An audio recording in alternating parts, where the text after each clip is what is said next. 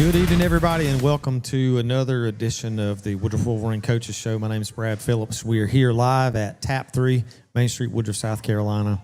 As always, we are incredibly thankful for the staff here at Tap 3 for treating us good on a Tuesday night. Buy one, get one flatbreads every Tuesday. So if you're out there and you're hungry, want to come down and grab a flatbread, come down and hang out with us while we talk a little football tonight. Our guest first up tonight, Mr. Lee Smith. Lee, how are you, man? Good to see you. Man, I am great. Thanks for being here, and the wings are good. Let me go ahead and tell you. Yeah, we already partake. We're able to partake in some wings before we got started here. So hopefully we won't go to sleep during this, right? That's right. But some of you may recognize Lee. Lee's a graduate of Woodruff High School.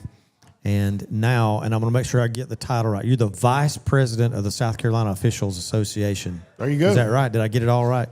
Yep. Okay, so President-elect. President-elect. So next year, all right, so next year you'll be President of the South Carolina Officials Association. And tell us when did you get started officiating? I don't remember what year that was. A long time ago. It was. This is my 18th year, so back in 2007. And I got to give credit where credit's due. Max Craig got me into this. Recruited you, huh? He did, and what a great mentor. And Max.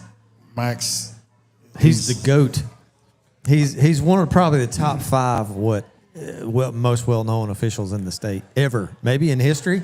Is that a thing? I don't know about history, but he's definitely, and I call him Maximilian because to me he was worth $1 million. Right. When I started getting games, let's see, most people at that time started getting games around their fourth year, varsity football games, and I was getting them in my second year, and I had like a couple, one or two here or there. Right. Kind of sporadic, filling in for injured people or whatever, and Max would always ask me. On the way home, he'd give me a call. Right. And say, what 5 things did you learn tonight that you didn't know? Or what 5 things did you see tonight that you've never saw? Right. And that was just instrumental. I mean, you get to thinking about that on the drive home, and there's a lot of crazy things that you see. For sure. And I'm sure being a new official at the time, kind of getting thrown in the fire, officials, we can go ahead and say it. Officials don't get a lot of grace.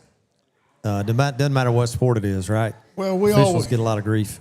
We always think that one side's going to love you and one side's going to hate you throughout the course of the game.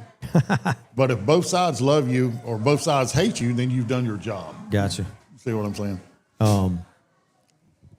So when you got into officiating, what kind of drew you to that? I mean, I know you've always loved sports, been a part of sports, all those kind of things. What was your pull to say, hey, I want to go ahead and jump in and be a part of the officiating crew?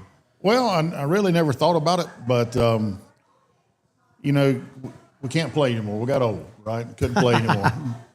And the next best thing was being on the field, right? And they were actually going to pay me to go out on the field, so I was like, right, pretty good.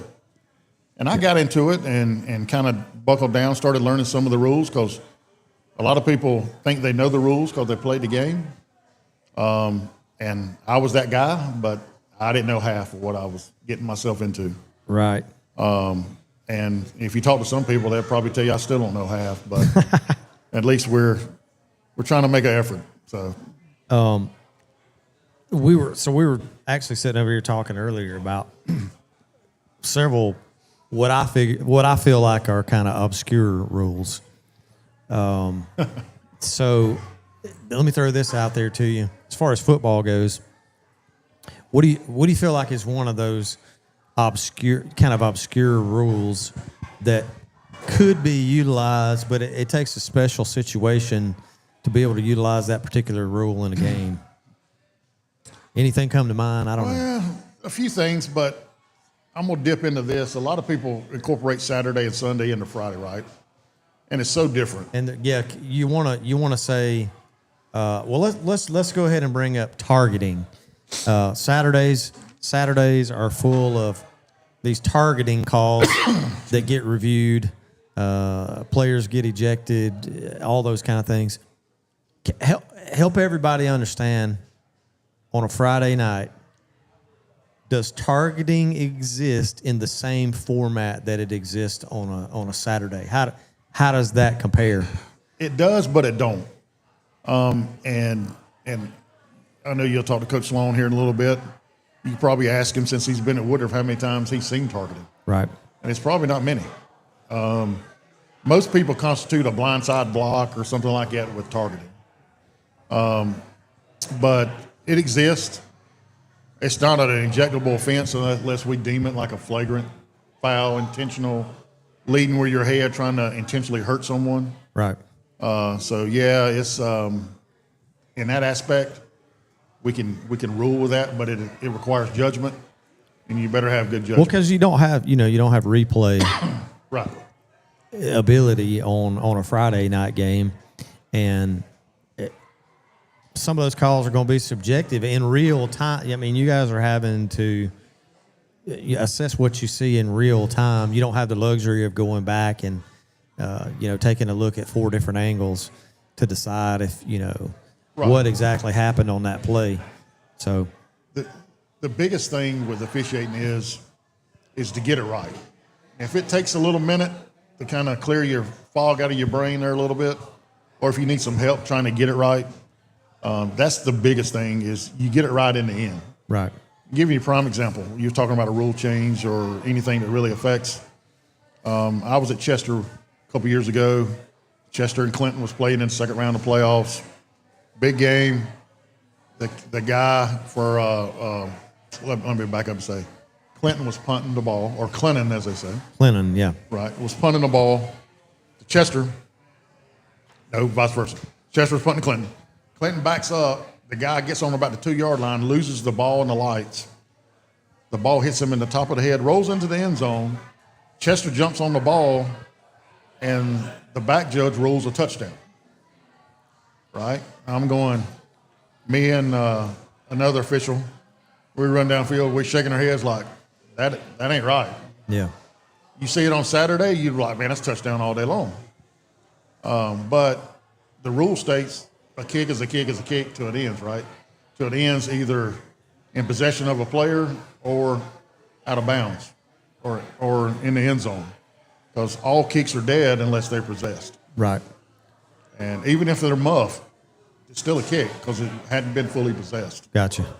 And so that was a college official actually calling and got them mixed up between college and Friday night. Okay. So that's one thing I'd like to see changed, is that kind of rule, right, where it's still a live ball. That would be pretty neat to see, and that would be kind of coincide with what we do with Saturdays. So give everybody a little bit of an inside look, to a call on Friday night when something like that happens. And the entire stadium is frustrated because the referees are huddled up and they're talking about it. And, who essentially is the white hat making the final call. He's listening to where you were on the field, what you saw, and then he's making the final call. Is it a group decision? Because I know, listen, referees get a lot of heat, obviously.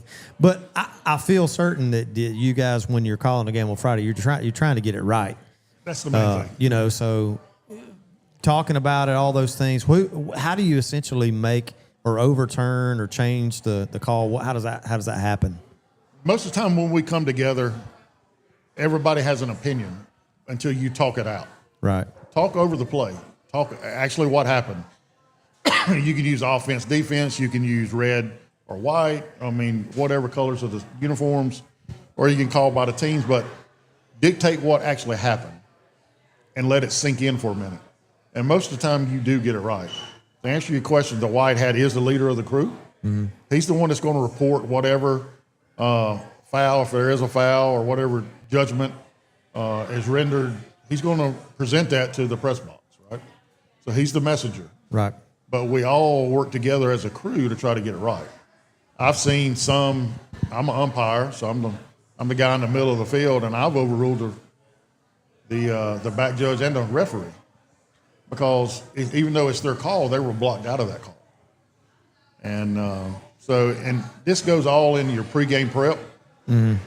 So as an official, most of us have to be at the stadium an hour and a half prior to kickoff. Right. And for us to get dressed, go over pregame, talk over scenarios, kicking game, passing game, running game, talk about the teams, talk about this, talk about that, all that good stuff. So there's a lot of things that goes into play in preparation. And hopefully your preparation is what prepares you to make a bang call on the field. Yeah. Talk a little bit about the Officials Association.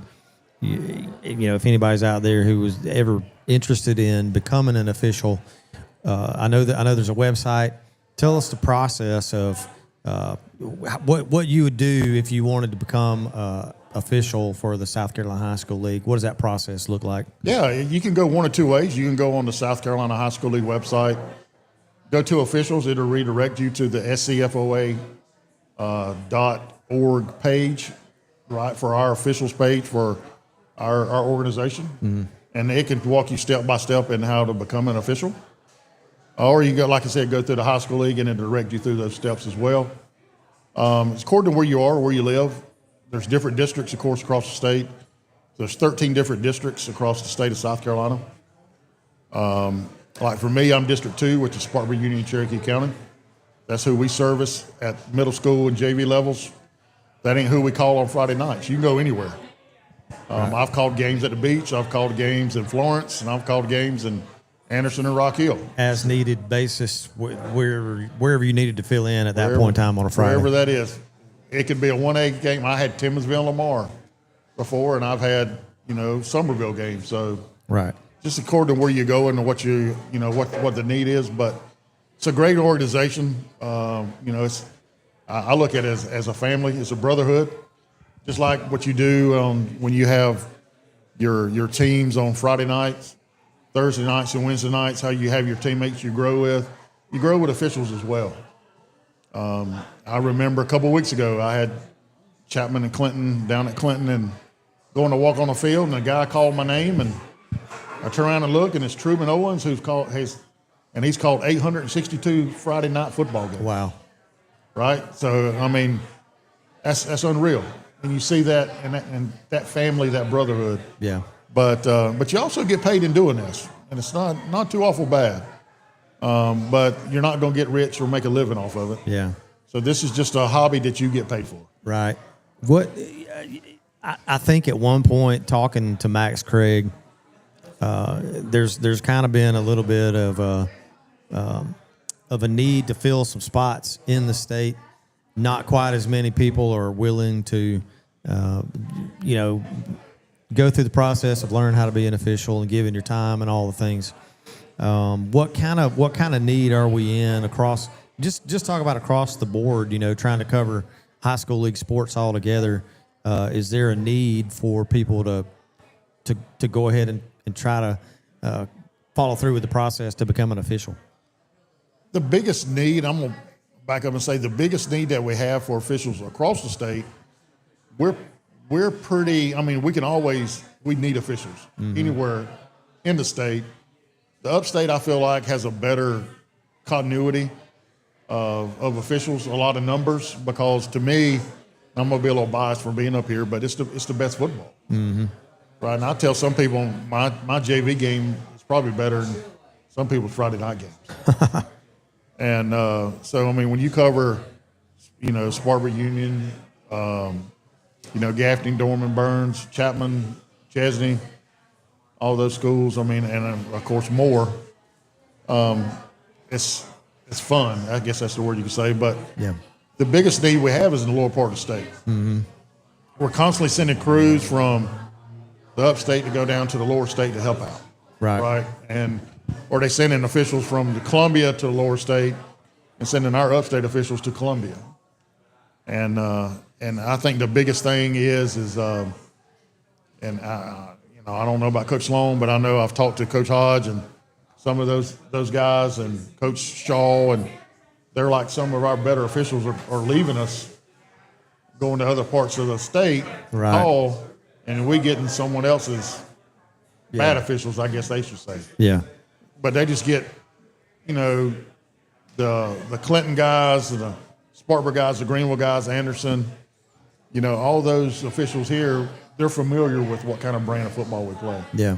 When you bring in from Columbia, Rock Hill, or somewhere like that, they're just not familiar with what we do. Yeah. Even though it should be the same mechanics, it's different football. Right? We can always be biased for upstate, though, right? That's right. So what does the process look like? Is there there's like a testing process Yes. that you go through to be like vetted in order to get into the official association? How's that work? You'll fill out an online application. You'll go through all your checks and balances and everything with, your physical background, all that whole 9 yards. Mm-hmm. And then you get assigned to a region or district. And those districts, we start meeting in March, and we meet all the way from March to the start of the season. So that's football specific. Football rule Pacific. Okay, gotcha. And for us, we meet like every Monday. Okay. So we meet for an hour, maybe an hour and a half, 1 day a week on Monday nights.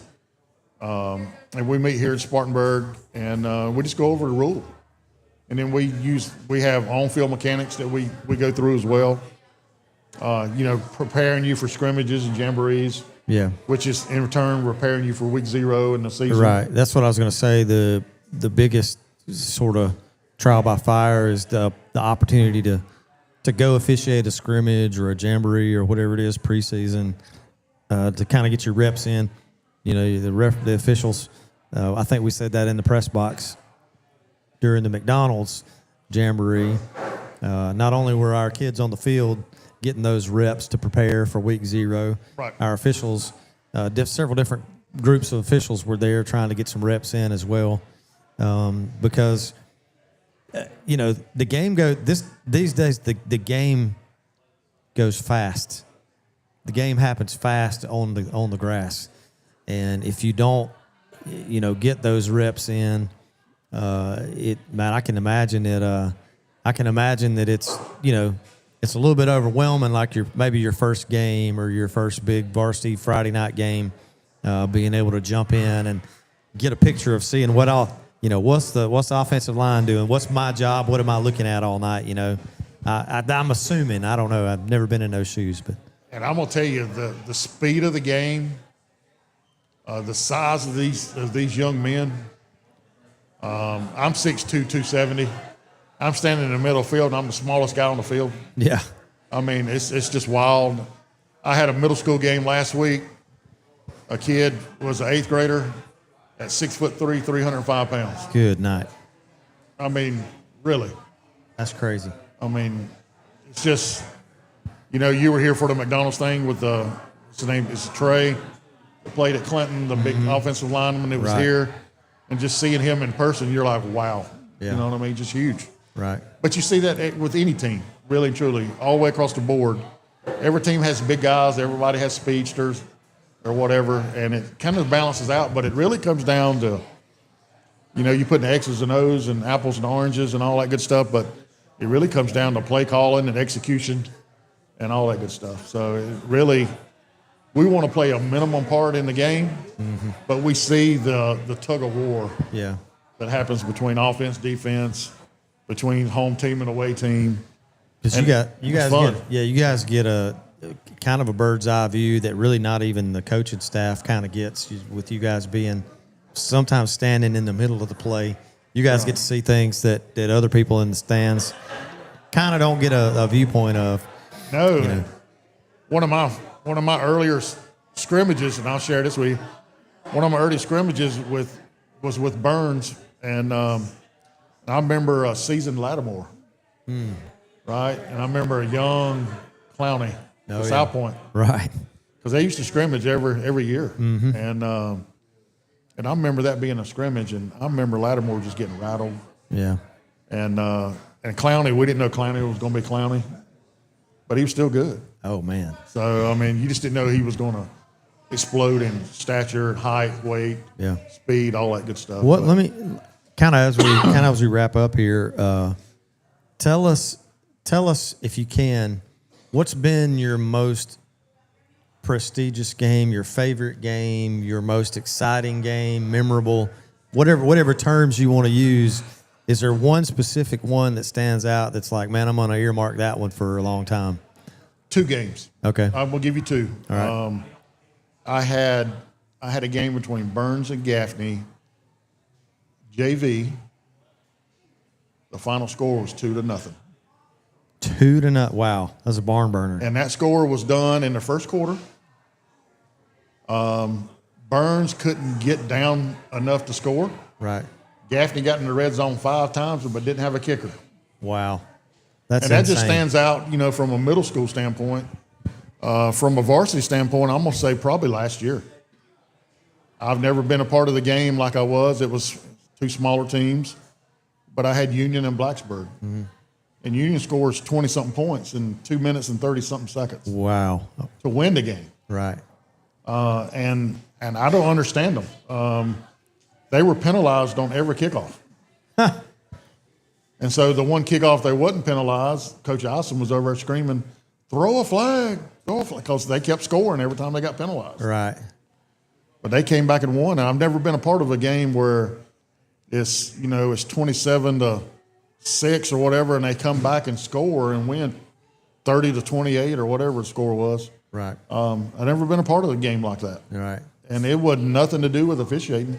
It was just the game. Right. So those 2 games stick out real well. Of course, had a lot of big games over the years, but those games really just stand out. Nice. What's the, in our state, the North-South game and the Shrine Bowl is like the top end all-star games at the end of the season. What's the process of getting kind of elected or assigned to those all-star games? Is it, everybody gets a turn kind of thing and you have to? No. Every year we take a state exam. We did it regionally this year. Normally we go to Columbia and take it. Mm-hmm. But we take a state exam, and that gives you your ranking. Okay. Where you rank among your fellow officials at your position. Gotcha. And then the top officials in that rank, in that position, it's according to what the Shrine Bowl was taking. I think this year they're taking the umpire, the back judge, the linesman, and the ECO. The ECO is kind of, Charlie's pick, whatever, from the high school league. Right. But the other positions, if you're in the top of that position and you've never had the Shrine Bowl, then you're going to the Shrine Bowl. Huh. But if you've had it, it goes to the next person down on the list. Gotcha. The North-South is the same way, but we cover the whole game. We don't share those officials with North Carolina. So now you're fielding the referee, the linesman, the line judge, the back judge, your 2 deep wings, your ECO, you're fielding those. So that's a good thing about the North-South. It's all of us. But in my opinion, those are great all-star games, don't get me wrong. I just love state championships. Sure. I love state championships. Right. That's definitely an honor to be called one of those games, I'm sure, as well. So. Oh, yeah. And those are picked, of course, by ranking as well. So you just got to get in the book, hustle, and get because not only is your exam score in play, your officials' peer rating, how other officials rate you on your game, that goes into play. There's a lot of factors that goes into that. Well, man, I sincerely appreciate you coming in and talking with us. I know you were originally supposed to be out of town, and we're able to work it out to come in tonight. So, yeah. So I appreciate you. Thanks for having me. It's been fun, and anybody interested, it don't matter where you live, you can get in officiating. And if I can do it, I promise you anybody can do it. That's great, man. Well, thanks once again for coming in and giving us your time tonight. Once again, we are here live at Tap 3, Main Street, Woodruff, South Carolina. If you guys are looking for a buy one, get one flatbread, buy one, get one flatbreads, Tuesday nights, every Tuesday night for our Woodruff Wolverine Coaches Show. We're going to take a break for just a couple of seconds, and we're going to be right back with Woodruff High School head football coach Brett Sloan. So stick around, and we'll be right back in just a couple minutes. Thank you.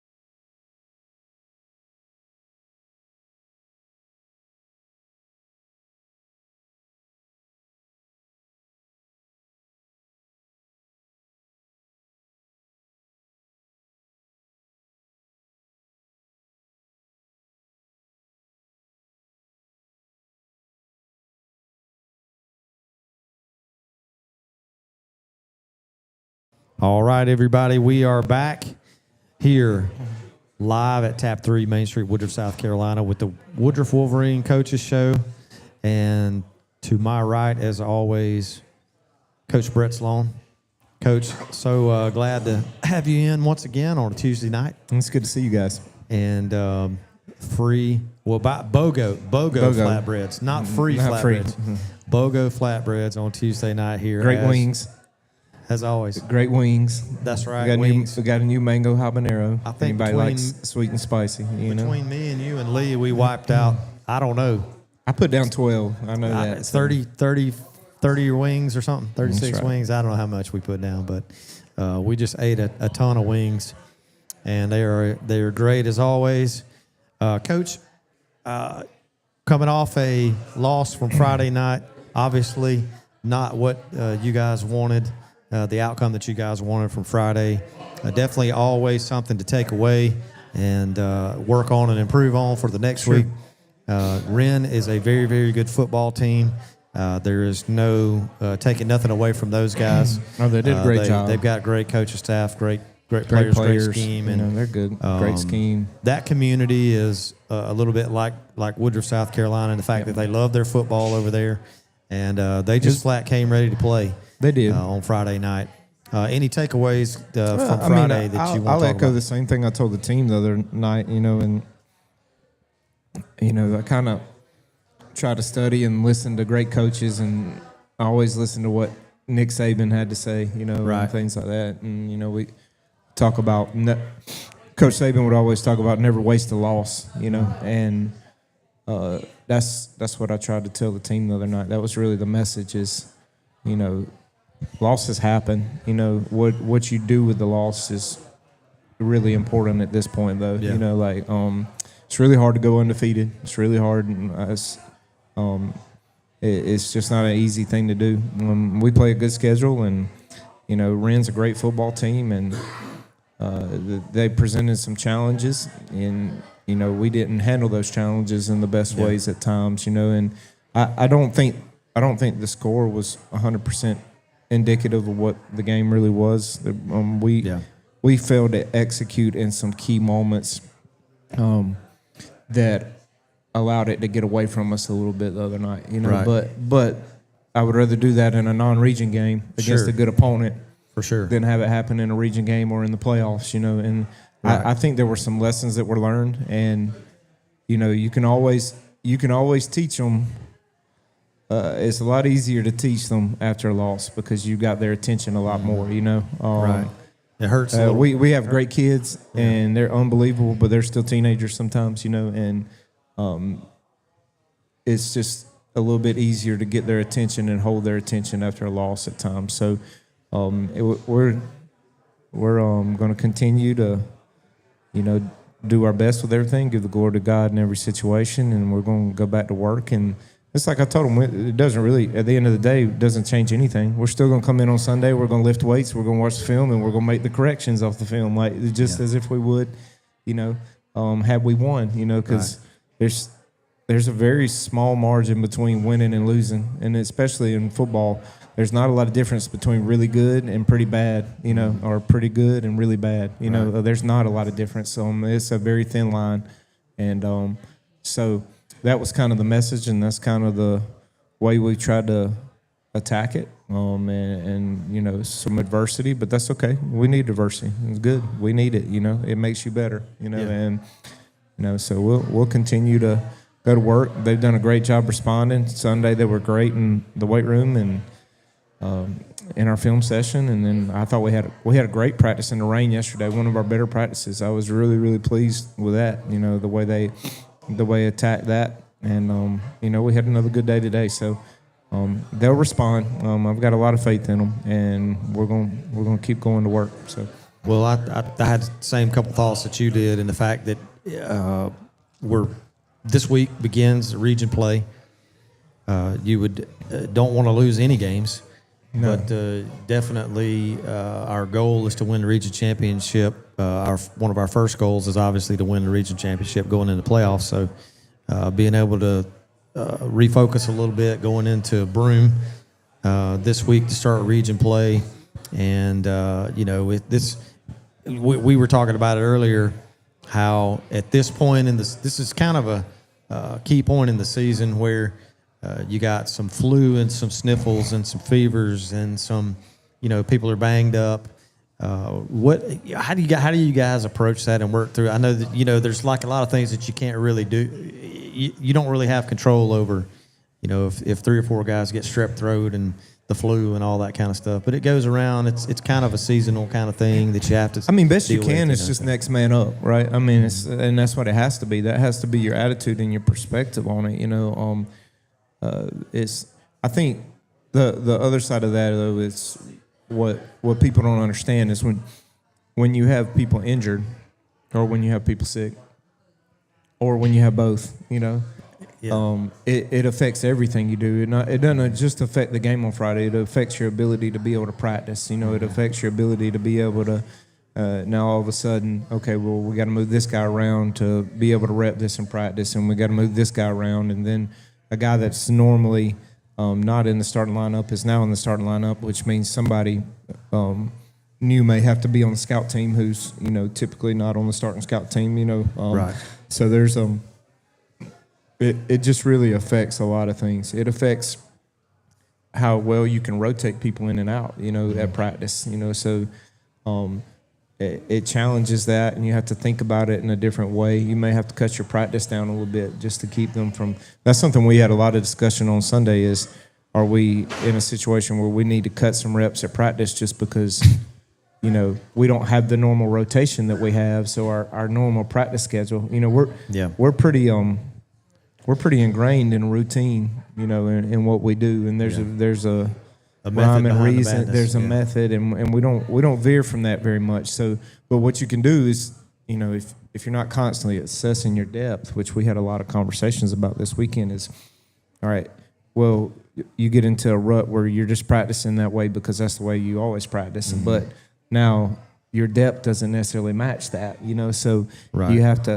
You have to think outside the box a little bit. You have to adjust some things, or they're going to be very fatigued when you get to Friday night, So it's just part of it, and the more depth you have, numbers are a big deal in football. People. Some people don't want to make a lot about it, but it's a numbers game. It really is, because it takes a certain amount of people just to prepare, efficiently and effectively. There's reasons that we have different classifications, and there's a reason that 3A plays with 3A schools, and 4A plays with 4A schools, and it has a lot to do with numbers. It has pretty much everything to do with numbers. So and numbers don't just affect your depth on Friday. They affect your depth Monday through Thursday. So that can be a challenge, but we got a couple guys back the last few days, and so hopefully that worm's starting to turn too a little bit for us, So. Nice. Well, as we said, we're going to open up region play against the Broome Centurions, and we travel to Broome this coming Friday. Coach, give us a little bit of insight offensively. What is Broome going to look like when we roll into Broome on Friday night? I would say this first of all. I'm really, really impressed with them, and I'm really impressed with the improvement they've made throughout the year. They continue to get better, and they continue to play better and better ball. They had an unfortunate loss down at Emerald, or over at Broome. I think it was actually at home at Broome, but then they turn around and they beat a really good Powdersville team. Right. So it's probably their best win of the season so far. They beat a really good Powdersville team. I think it was at Powdersville, which is a really good win. They're hard to beat over there, as we found out last year in the playoffs. So that was a good win. And Coach Fleming and those guys. I got several friends on that staff, and they're really good people, and they're really good coaches, so they're doing a great job. But offensively, they're 10 personnel, mostly all the time. So you're going to see a lot of typical spread 10 personnel, 3-by-1 formations, 2-by-2 formations. Quarterback is a very good player. Throws the ball around well. He's a good runner. Similar to some of the other guys we've seen this year. Right. We got a really good running back, number 1, last name Booker's a really good player. He had a pretty good game against us last year. He's reminds you of Aiden a little bit. He's very pretty versatile. You know, he can line up at receiver, he can line up in the backfield. Does a good job at both. You know, so he's definitely a weapon. And then they got a couple other receivers who are slot guys who are tough on jet sweeps, and they do a lot of. They really want to stretch you horizontally with jet sweep, bubble screen, things like that. You know, that are that really force you to try to. They want to spread the defense out, and then they want to try to gas you with the run game once you got you spread out. So they do a nice job with that on offense. So. Defensively, Coach, what's the alignment for Broome look like as far as the defensive side of the ball? Well, they're typically they would be probably what I would call an odd reduced front. They're going to give you some even front looks most of the time. Majority of the time, they're going to be in that with kind of a walk up, stand up defensive end. They'll give you what we would call typically an under front, but they will. They also roll a lot of cover three. You'll see them spinning the safeties down, and they do a good job with that. And they roll to cover three, get an extra hat in the box. They got a really good player. Last name Littlejohn, number 13. He's a very good player. Can really run. He's physical. Does a good job fitting in the box and playing pass coverage. So he's a good player. They will give you some quarters looks too on the back end, but they don't do a whole lot. They're not real. I don't want to call them simple because they're not, but they're just they know what they believe in, and they line up and play it, and they play it well, and they try to play it well, and there's a lot to that on defense. They play with good effort, they run around, they fly to the ball. Defensive fronts, pretty big and strong, athletic, so they're going to present some challenges for us. So gotcha. Well, Coach, give us a few keys to the game for our Wolverines to come away with a win on Friday night. We got to get the passing game going a little bit after last week. We just need to be more efficient offensively. That's kind of where we bogged down last week was just, it was either a drop here or a missed throw here or this, that, and the other. And with what we do, we're similar to Broome in that we're really trying to, in the run game, we're trying to make you spread out and create lanes and stuff for our running backs, So when we get to where we're stretching the field horizontally, then that typically opens up the run game for us, So we got to do a better job offensively of taking what they're giving us, and if the numbers in the box dictate that we throw it out, then we need to throw it out. And if the numbers dictate that we hand it, we need to hand it, So we got to do that and be a little bit more efficient, and I really think we got to be able to stop their horizontal stuff, we got to force them to try to they want to get the ball out of their hand quickly. They want to get the ball out of their hand quickly. And we got to make sure that we're rallying up to that stuff. We don't lose leverage and things so that we can get them on the ground and force them into, okay, we're going to have to try to throw it down the field some. And then, hopefully at that point, our defense line can start getting after it, So those would be the two key things, I think, right now. So Gotcha. Well, as always, we need Wolverine fans to come out and support these young men. If you've been to Broome High School, this is another challenging stadium to play in because of how big the stadium is with the track around it. Yeah, it kind of leaves you feel a little bit isolated down on the field. Yeah, so. It's definitely kind of an emerald field where you got the track around, and then it feels like the fans are sitting a mile away. But it's a beautiful stadium, and it's a great facility, and they always have a good track, and it's a good place to play. It just presents challenges like a lot of places do, But we look forward to having a great crowd over there Friday night. So, got a comment came in from Travis Lee. Says the growth of the team is amazing. Still young men learning. Keep it up, Coach. So, thank you guys for supporting the Woodruff Wolverine Coaches Show, supporting our coaching staff. I told somebody the other day that. To keep it in perspective, these young guys go out here and they give their time for us to be entertained on Friday night, and they want to win as bad as we do, as the fans and the coaches. And the coaches are giving their time to teach these guys how to win on Friday nights. And you just have to keep it in perspective, in my opinion, in the fact that nobody's going out there to try to not win the game. So. Nobody wants to do it more than those kids want to do it, and our coaches want to do it, and and we understand. We didn't play up to our standard last week, and we know that. Right. And our kids know that, and our coaches know that, and the expectation is that we play at a higher level than what we played. But let's give Ren a lot of credit because they did a great job of doing some things that challenged us, and we didn't necessarily handle those situations the way we need to handle them. But we'll grow from it, and we look forward to the opportunity to go out and compete again this week. So we're going to turn the page and go get after it. So Right. And I think we have Miss Tara Mabry that jumped in, and she says she's going to yell. She's going to yell louder on Friday night. So if you're sitting near Tara and her crew, you guys can yell as loud as you want. Yell as loud as you want to. It'll help. I may yell loud too. So. Well, as always, we will have a live stream available, audio live stream available on our YouTube channel, Woodruff Wolverine Sports Network.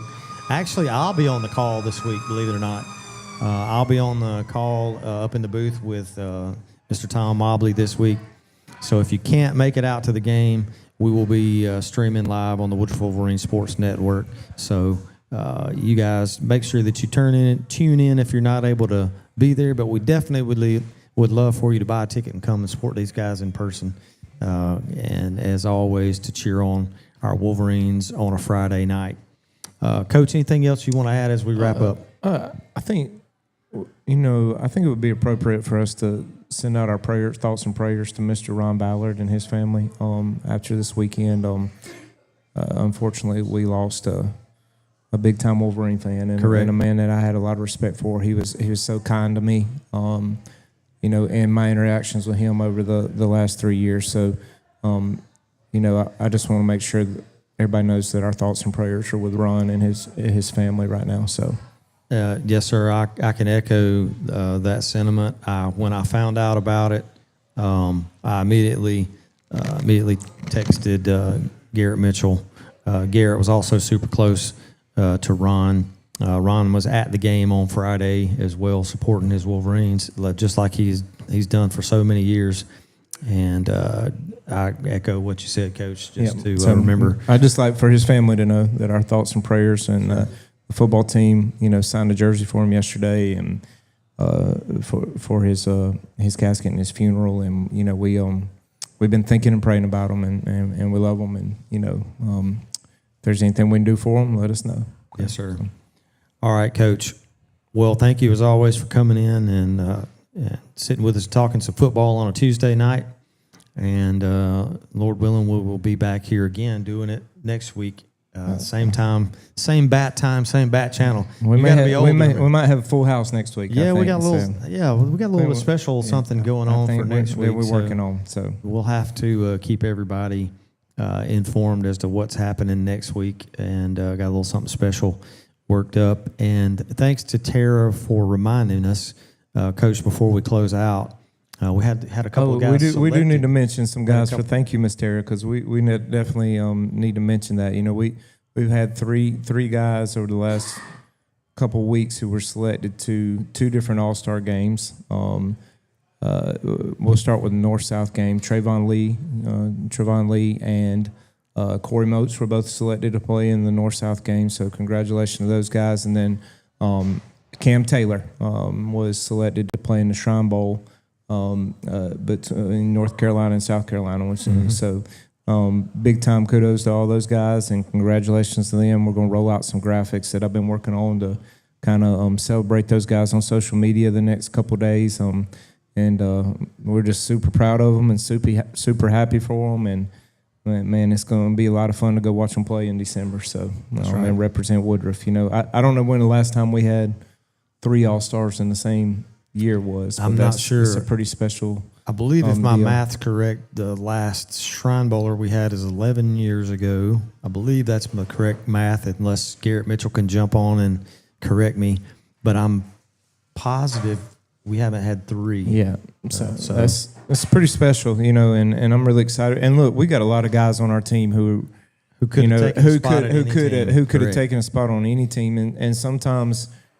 Guys get left out, and it's unfortunate. And sometimes it just depends on, the need. They may have more guys who they think are qualified at one position than another and things like that. So we've got a lot of guys who I felt were deserving, and I wish I could get them all on the team, but It's not the way that it works for those all-star games, it's not. And all, I'm just, I'm happy for our guys. We'll have some more guys who get selected to play in some things and things like that. So we'll celebrate those guys as well. And, it's big for our program, and we're really excited for them. So yes, sir. So thanks, Ms. Chair, for reminding us about that before we close out.